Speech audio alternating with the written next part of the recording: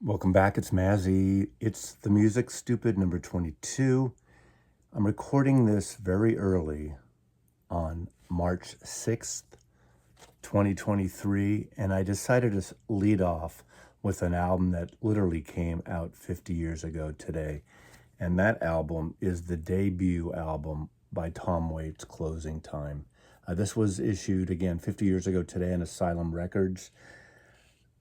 Tom Waits, what an amazing career. Obviously, a poet, a musician, an actor. This came out on Asylum Records. He came out of sort of the folky jazz beat scene of the later, early 1970s, late 1960s, early 70s. Grew up in Southern California and started playing clubs at some point. Played in the Sunset Boulevard and was discovered by Herb Cohen, who had been working with Frank Zappa, who was Frank Zappa's manager, and got him signed to Asylum, to David Geffen's label. The debut album is produced by Jerry Yester, and I'm going to get into him in a little bit too, because I decided to do a little connection with Jerry Yester. And let me talk a little bit about him. He was a member only in the last 2 years of 11 Spoonful, and a folk artist of the Modern Folk Quartet. And I'll get into that when I talk about the subsequent album. But he produced this album, and Tom Waits wanted more of a jazzy record, and it's kind of a mix of folk and jazz and beat music and late night cocktail and lounge and barfly type things. I mean, the setting, I mean, his whole persona in the 1970s and from 73 on, all these, I think he did 7 albums for Asylum Records, all amazing records, several later produced by the great blues jazz producer Bones Howe. And I love every single record. And this marks, I believe, this month, March or April, maybe at the very latest, when I first got my first job in a record store in San Francisco. And this is one of the handful of albums that I remember first playing in the store.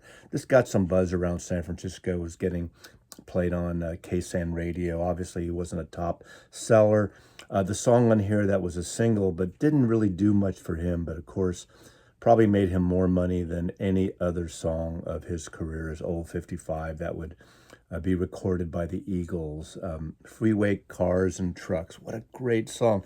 And whatever you think about the Eagles, that's a great version of it. I mean, his version is that kind of late night bar, Americana on the road, Jack Kerouac type of feel to it.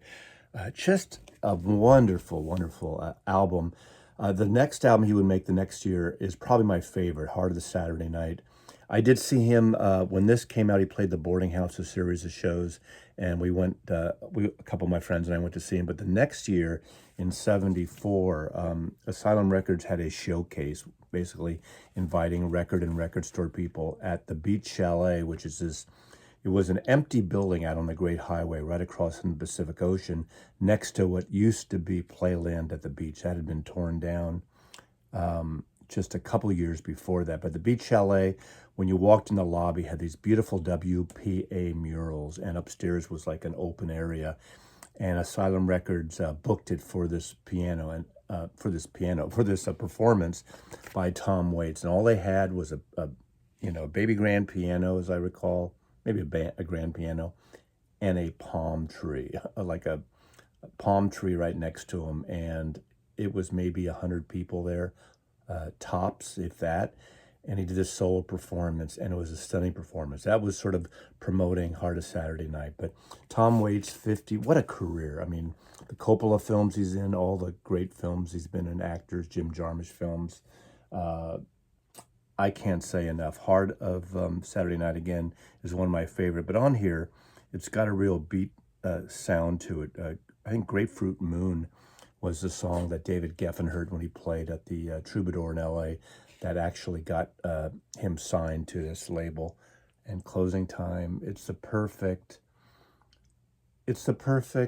title for his debut album. 50 years ago, 1973, March 6th, Tom Waits' debut album. That leads me to this cult album. This is Farewell, Aldebaran, and this is Judy Henske and Jerry Yester. They were married for a time, During this time they were married. She was a folk singer. I think she got known for High Flying Bird was this kind of version of that song that got her, again, a folk status in the folk scene. Jerry Yester comes out of the East Coast, I believe. I don't think originally, but got into the whole New York folk scene and worked with his brother on, again, the Modern Folk Quartet, kind of a takeoff on Modern Jazz Quartet, MJQ, but the folk version of that. And he was with his brother. His brother, Jerry Yester's brother, was in it, who would also later join and become a member of the association. And this record, is a 1969 record, is like a psychedelic freak folk record. We didn't call it freak folk in those days. There weren't all these subgenres. It's a mix of Baroque pop, psychedelic folk, artsy pop in a way. It's a somewhat of an interesting artifact. It's a little problematic. There's so much going on. There's psychedelic effects and guitars, but again, more toward the folk side. Now, Jerry Yester became a great producer and produced Happy Sad, two of Tim Buckley's records that actually have a similar kind of feel of this, that kind of, circus-like folk with orchestration and things that, they're not as accessible to most people. They're like sound collages of folk music. And the early, obviously, Tim Buckley records are more, straight folk. And then he moved into this period around Happy Sad and around 69 and 70. And then, of course, he does that great Greetings from LA, that like funky soul folk record, which is one of my favorite records. And it's problematic for some people, but I love that record. There's so much going on in this record. This is an Omnivore reissue from, I think, about 7 or 8 years ago. It's not the original. Original actually goes for a lot. So if you see this with this reverse negative photograph on the cover, I think it's really worth checking out. But he also, Jerry Yester, produced the association. He produced a lot of other artists at the time. I won't get into the, his personal issues. The last several years, he spent some time in prison for issues that are kind of obscene and obnoxious, obviously. But this is an interesting record. He did join, as I said, Love and Spoonful. He was in the last 2 years of the Love and Spoonful, replacing Zal Yanovsky, who had left. So it's not their hit period, those solid hits of 65, 66 into 67. Summer in the City and Younger Girl, and you didn't have to be so nice, Make Up Your Mind. I'm forgetting all the exact titles of those songs. That's a great series of Love and Spoonful albums. To me, way ahead of their time, and they should have lasted. But that's another story for another day. But again, this is a very interesting album. Baroque pop, psychedelic, a mishmash, some more accessible than others, and they both do vocals on it. And Jerry Yester is still with us. Judy Henske died about 2 or 3 years ago. They got divorced in the early 70s, so that collaboration didn't last long. So this is Farewell, Alba Baron, Jerry Yester, and Judy Henske. Now I'm going to go to an artist that I keep hitting people over the heads with, and every time I see a copy of this album, usually I just pick it up because it's still pretty cheap. And this is Prestige. This is a comp. I think this is the first comp. Over the years, Mose Allison, there's been a ton of comps. So this might be his 5th or 6th album release, but it's a comp of songs, vocal songs from his earlier albums. He is a jazzy, bluesy piano and a player and a piano vocalist. Modern blues, modern jazz, and he's a cool cat. That would be a great description of him. He's got this great like jive sound, like seven, so cool, so influential that Pete Townsend heard Eyesight of the Blind, the Sonny Boy Williamson song, I believe, that he would use in Tommy. It's the only song on Tommy not written by Pete Townsend. Also, he would do covers of Parchment Farm and several other songs that the Who would perform live on Live at Leeds. So Mose Allison was a very influential artist to Pete Townsend and many other artists, rock and roll artists, as well as jazz and blues, later blues artists, obviously. And great interpreter, but a great songwriter in his own right. This is the great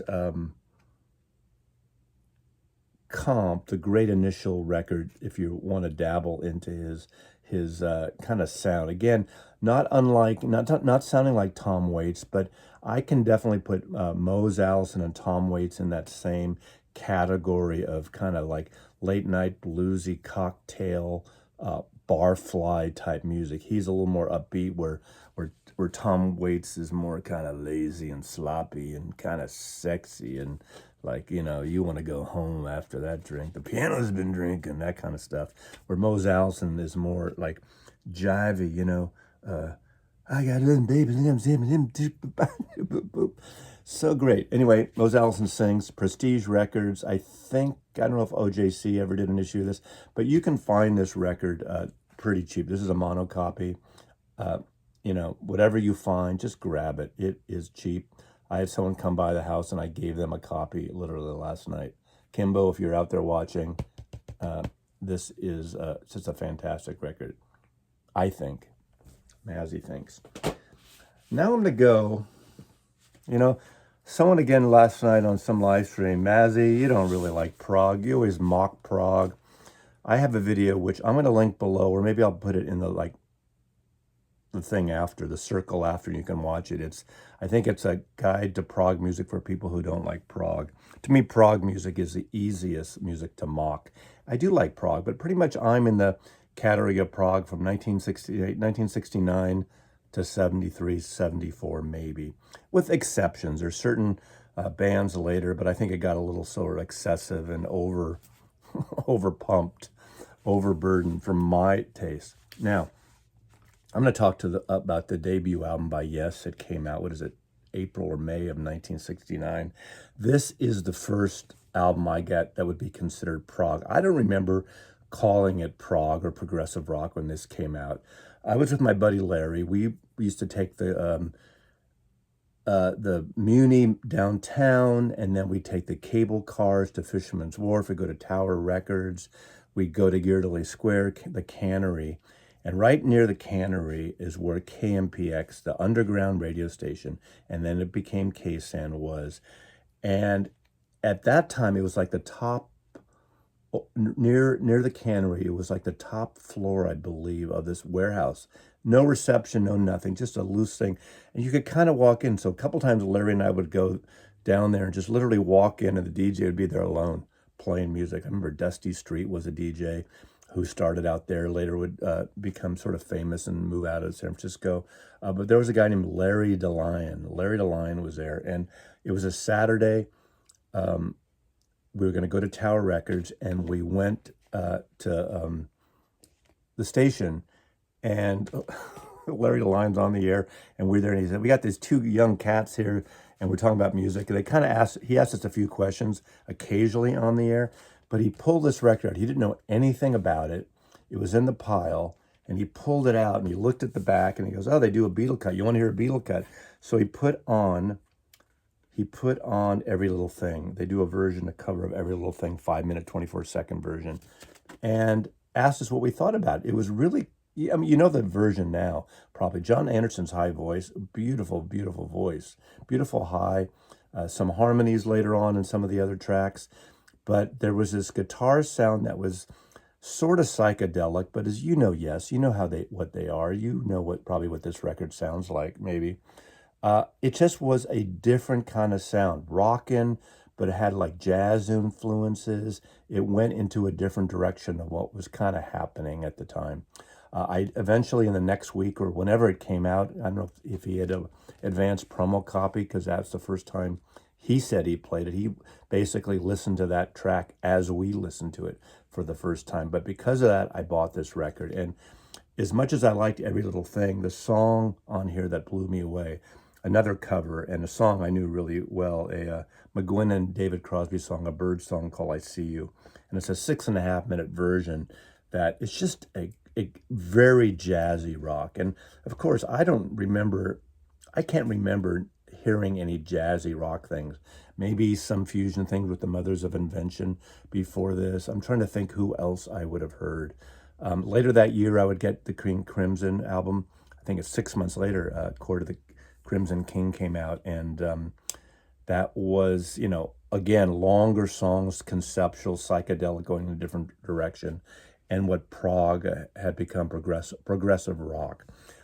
This is the original UK copy. What a much better cover than this. I mean, this record really didn't do much. It got good raves by critics, but it didn't chart.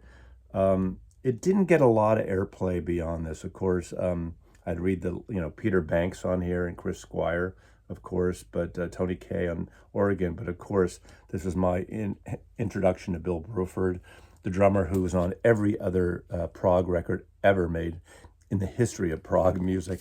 But this is such a great record. I don't know why they didn't put, I mean, come on. I mean, this is it. You want to know what this is about. You want to buy this record because it's such a positive thing.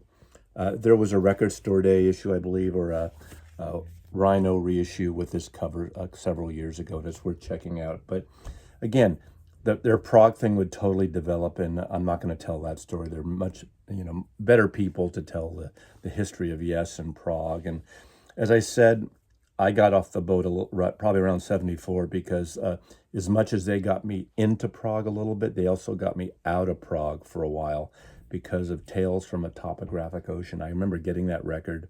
Again, that's 73 or 74. I think it's late 73, 50 years ago. And it was so, to me, overblown and stuff. And like, come on, Prague started getting 2-3 record sets and up. And just that, for me, that just bloated, ongoing, jammy and syncopation and time change stuff. Like fusion would become fusion with rock fusion in a way. So very influential and a cool record. So the debut by Yes, 1969. I'm going to end up, there's been talk, I'm going to end up with the debut by The Doors. This is an album that everyone knows. And if they don't know it, you should know it because it's a fantastic debut album. It's a groundbreaking album. But it's been talked about a lot right now because there's a label, if you don't know it. I'd say a lot of my audience knows about ERC, but there are people out there who probably don't. It's a handmade label out of the UK, and they do very extremely artistic limited editions, all tube special designed, cutting system, mastering cutting system, hand screened, arty, beautiful album covers. I think they make 400 to 500 copies tops, sometimes less, sometimes more. They've done classical, they've done jazz, they've done The Love Forever Changes, and the records sell for about $450. I mean, it's a lot. I get it. I get the concept of that kind of collecting. I am not one of those buyers. I am not the audience. And there's been this brouhaha because some people who have showcased absolutely love the new version of it by The Doors. Now, they do the mono version of the debut album, and some people absolutely hate it and can't stand it. Now, I haven't heard it, so I can't judge on the ERC, but let me talk about, this is an original mono version, and from the get-go, first of all, I remember, playing this one. This is a copy I got from my friend Coleman Collection, but I did have a mono version and then a stereo version early on. So I did play the mono version for many years on the record player, the pull-down Magnavox I had in 1967. And it sounded great. It sounded fine. We didn't talk about, distortion here. It was just a great, powerful rock and roll record. And in mono, this thing rocks, especially break on through and stuff. But, playing this again on modern equipment and playing it now, there's a lot of distortion on this record. It's not an audiophile record, which it doesn't have to be. There's some issues with it. Now, I'm surprised they chose this for an ERC release, but, whatever. People like it or hate it, but spend a lot of money in the resale market. It's going for crazy wackadoodle prices, but I like this. However, I am one that likes the stereo version better.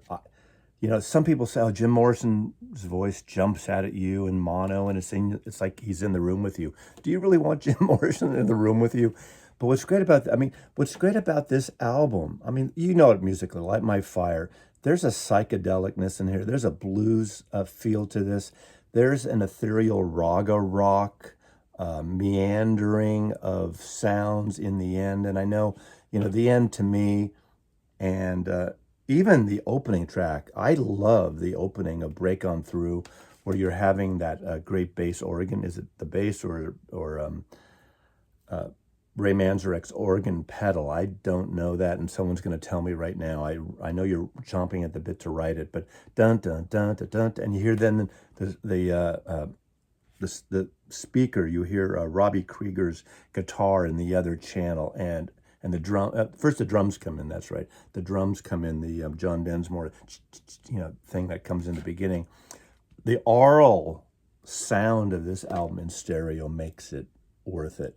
Again, that Eastern sound, that raga influence, just the beginning of the end, that kind of jammy Eastern notes. I think in stereo this works better. And if you're in the audiophile world, Acoustic Sounds did issue a great series of double 45s Doors albums that sound incredible. Now, the first album is from a copy tape, so it's not as good as the rest of them, but it's still very, very good and highly recommended if you're a Doors freak. Problem is that double 45 thing can be a little, you have to switch it, you have to flip it. We all know the end used in Apocalypse Now.